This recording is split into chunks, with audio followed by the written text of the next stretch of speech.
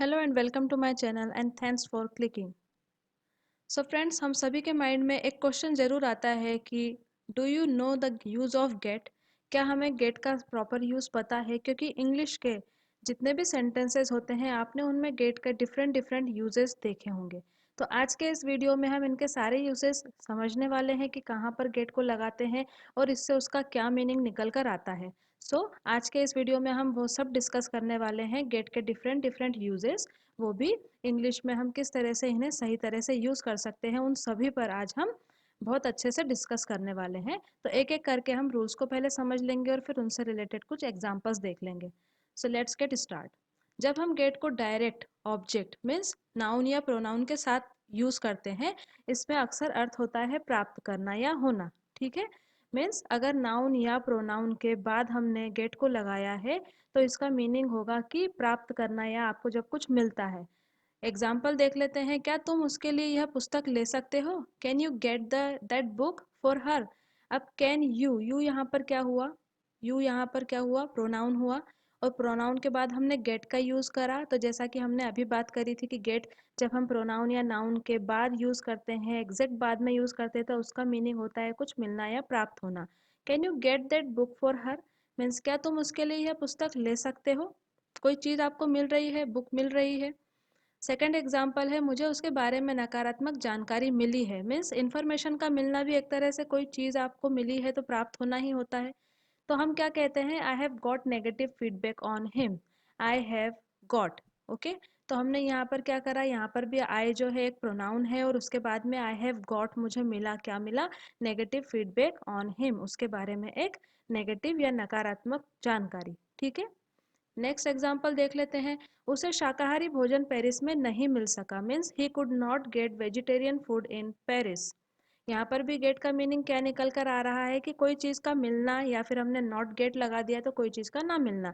Means he could not get vegetarian food in Paris. Next example देख लेते हैं। मुझे कल गहरी नींद आई। Means I got sound sleep yesterday. Means यहाँ पर भी आई हमने प्रोनाउन देखा और प्रोनाउन के बाद हमने गॉट लगा दिया, क्योंकि गेट का जो पास्ट फॉर्म होता है वो गॉट होता है। तो इसका मीनिंग भी निकल कर आया कि मुझे कल गहरी नींद आई। मीन्स कोई चीज़ हमें, इसे भी एक तरह से हम यही कहेंगे कि कोई चीज़ हमें मिली है, क्योंकि गहरी नींद आना भी उसी, वही अभिप्राय होता है इसका भी।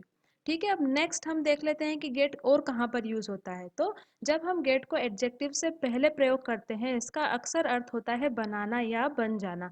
मीन्स अगर एडजेक्टिव लगा है कोई और उसके ठीक पहले गेट लगा है तो इसका मीनिंग होगा बनाना या बन जाना।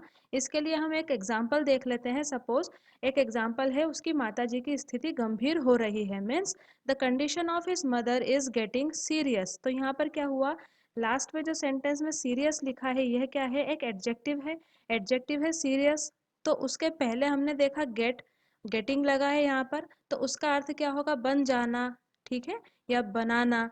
तो इसका मतलब क्या हुआ? The condition of his mother is getting serious. क्या हो रही है? उनकी माताजी की स्थिति गंभीर हो रही है। तो इस तरह से हम गेटिंग का एक और यूज कर सकते हैं।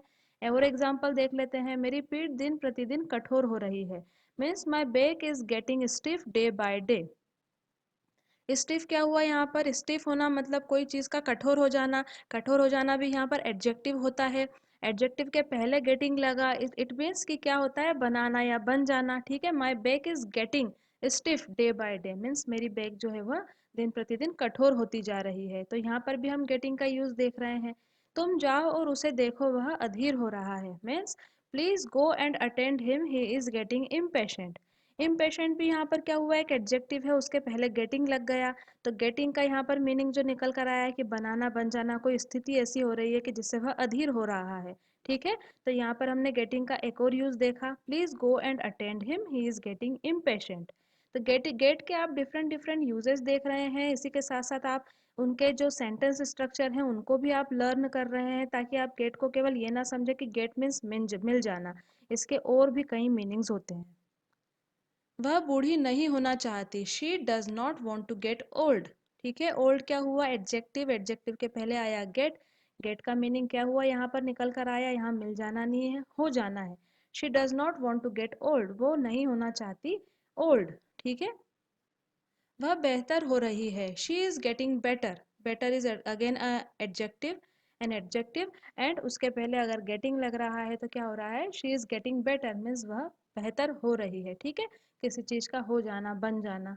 ठीक है, सरकारी नौकरी आजकल सख्त हो रही है। Government service is getting tough nowadays. Government service is getting tough.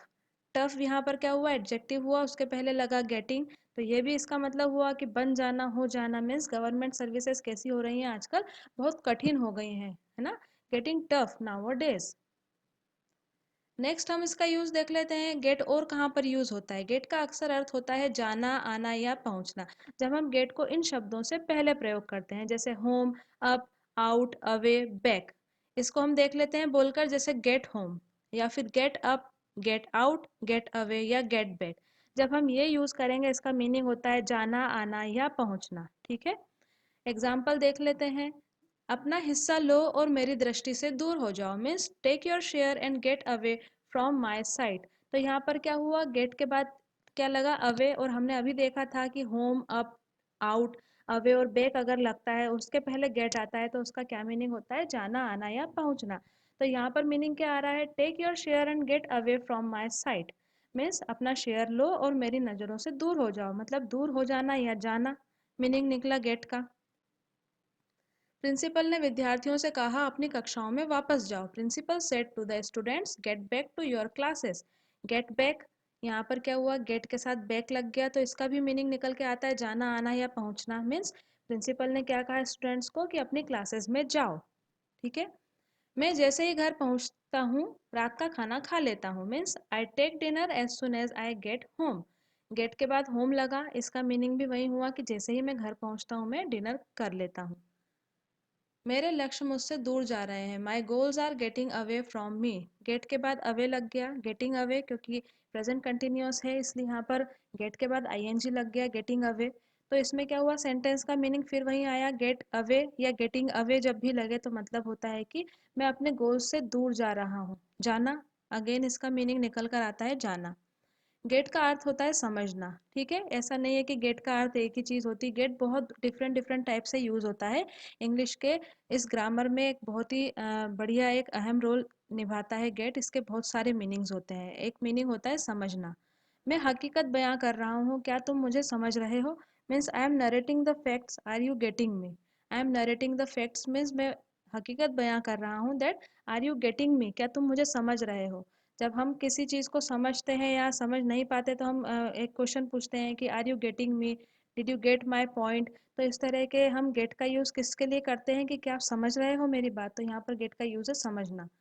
उसने अपनी पत्नी को उस विषय पर चुप रहने का इशारा किया किंतु वह समझ नहीं सकी, means he signalled his wife to be quite on that subject but she could not get it.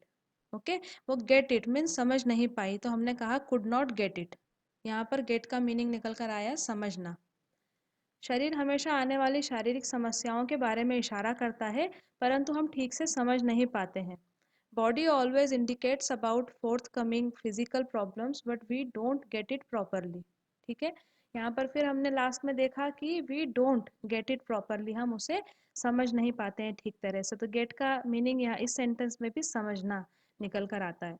Next sentence देख लेते हैं, इंग्लिश ग्रामर लेसन्स के एक या दो बार पढ़ने से साधारणतया हम इन्हें पूरी तरह नहीं समझ पाते हैं। ठीक है, इसका क्या होगा इंग्लिश ट्रांसलेशन, इन वन और two readings of English grammar lessons normally we do not get it completely.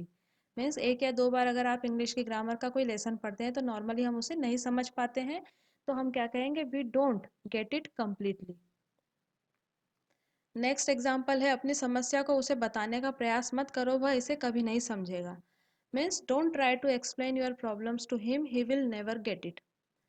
वह नहीं समझेगा के लिए हमने क्या यूज करा, he will never get it.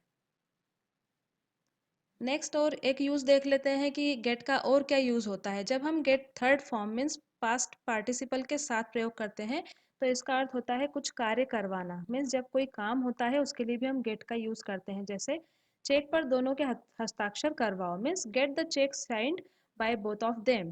Gate the cheque signed by both of them, means जब किसी कार्य को करवाना होता है उसके लिए भी हम गेट का यूज करते हैं। Get this work done now, means हम यह काम अभी हो जाना चाहिए, इसके लिए भी हम गेट बोल सकते हैं। एग्जाम्पल है, तुम यह दवाई डॉक्टर से लिखवाओ। Means you get this medicine prescribed from a doctor. You get this medicine, इस दवाई को किससे लिखवाओ?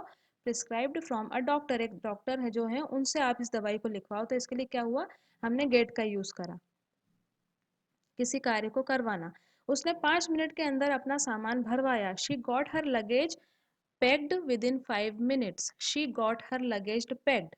5 मिनट के अंदर क्या करवाया उसने? अपने सामान को भरवाया। मीन्स यहाँ पर भी कोई वर्क डन हुआ, तो उसके लिए भी हमने गेट का पास्ट फॉर्म मीन्स गॉट लगाया, क्योंकि जो काम हो चुका है उसके लिए हम गेट की जगह गॉट लगा देते हैं। कृपया यह फॉर्म भरवाओ। Please get this form field. Please get this form field means इस फॉर्म को भरो। तो उसके लिए भी हम गेट का यूज करते हैं। ये अगेन एक कोई काम है जो हो रहा है। जब हम गेट टू का प्रयोग करते हैं, इसका अर्थ है कोई धीरे धीरे एक खास रवैया या भाव कुछ करने के लिए अपनाना शुरू करता है। मीन्स अगर गेट टू आपको कहीं पर यूज करना है तो इसका मीनिंग क्या होगा? जब हमें किसी कार्य का कोई काम हो रहा होता है, कोई हम उसके लिए एक स्ट्रेटेजी अपनाना स्टार्ट करते हैं, तो उसके लिए यूज करते हैं। एक एग्जाम्पल देख लेते हैं। अपनी माँ को देखकर वह काम करने लगी। On seeing her mother she got to work. On seeing her mother, जैसे उसने अपनी माँ को देखा, शी गॉट टू वर्क, वह काम करने लगी। ठीक है, मीन्स यहाँ पर काम होने लगा। एक और एग्जांपल देख लेते हैं। तुम पिछले 2 घंटे से गेम खेल रहे हो, अब अपनी पढ़ाई करो। Means you have been playing games for the last 2 hours, now get to your study. Okay, तो यहाँ पर क्या हुआ कि कोई बच्चा है 2 घंटे से गेम्स खेल रहा है, तो उसको अब क्या कह रहे हैं? अब अपनी पढ़ाई करो। मीन्स इस काम को अब करो, तुमने ये कर लिया, अब ये पढ़ाई का काम करो। तो हम क्या बोलेंगे? You have been playing games for the last 2 hours, now get to your study. Get to your study, get to का यूज हुआ यहाँ पर। एग्जाम्पल और देख लेते हैं। उसे कुछ समय बाद मेरा अभिप्राय पसंद आने लगा। He got to like my idea after a while. He got to like my idea after a while, कुछ समय बाद उसे मेरा आइडिया पसंद आने लगा। अच्छा अवसर प्राप्त करने के लिए अपने क्षेत्र में संपूर्ण बनो। Means to get an good opportunity, get to be thorough in your field. To get an good opportunity, get to be thorough in your field. So यहाँ पर भी हमने गेट टू का यूज देखा। तो गेट के बहुत सारे यूजेस होते हैं। इनको बस आपको स्ट्रक्चर देख लेना है सेंटेंस का, ताकि आपको समझ में आ जाए कि गेट कहाँ पर लगाना है, किस तरह से लगाना है। पहले हमने देखा नाउन प्रोनाउन के बाद अगर लगता है तो उसका क्या मीनिंग होता है, या फिर जब हमें वो कार्य के रूप में होता है तो उसका क्या मीनिंग होता है, जब वो गेट टू की तरह लगता है तो क्या मीनिंग होता है। तो इस तरह से आप गेट पर पूरा कमांड कर सकते हैं after seeing this video. So friends, if you like this video, give it a thumbs up by clicking the like button. If you want more lessons on common sentences and phrases, let me know in the comment section below. And remember to subscribe this channel by clicking the subscribing button to get my latest lessons right here on YouTube. Happy learning, and I will see you in another lesson soon. Till then, bye, take care, and have a nice day.